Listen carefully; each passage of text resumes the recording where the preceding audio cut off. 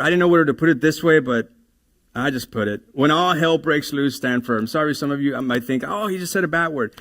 When all heck breaks loose, that's why I put it in quotes, stand firm. Stand firm. In other words, when all but the kitchen sink has been thrown at you, stand firm. Verse 12.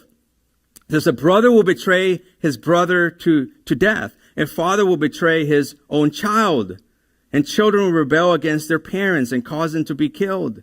And everyone will hate. They will hate you because you are my followers. But the one who endures to the end will be saved. Now, it's interesting when we look at history, we're like, oh yeah, Christians, they were standing for their faith and they were dying for their faith. And yes, that is true.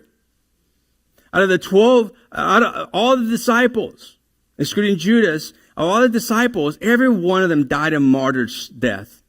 They were killed. They were persecuted. And they stood firm on their faith. And yes, there was people that were torched for the enjoyment of the emperors as they led the gardens of the emperor with Christians burning. And they stood firm in their faith. And yes, there was Christians who were thrown into the pits where there were lions that they got devoured for the enjoyment of the Roman Empire and the people and its citizens. And yes, they stood firm in their faith. And yes, when people got thrown into the gladiator games and they got killed, yes, many stood firm. But just as there were many who stood firm, there were those who didn't. And we see that historically. And we see it, through the lens of history, that indeed there was a lot of professed Christians that were giving up their brothers, their sisters, their mothers, their children, so that they could save their life.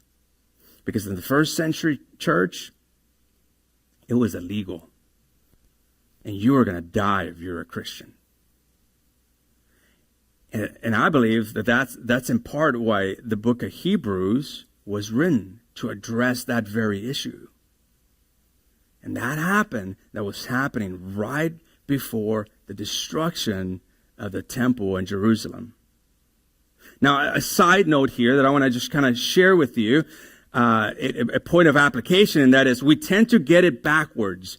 We tend to run from Satan's attacks and hardship. We tend to run from that, and we tend to try to stand up to temptation. And it really should be the reverse. We should stand up to hardship and run from temptation. When hardship comes, we should stand up, stand firm. But when temptation comes, man, you run the other way as fast as you can. And in some cases, literally, you just make a beeline and you're out of there.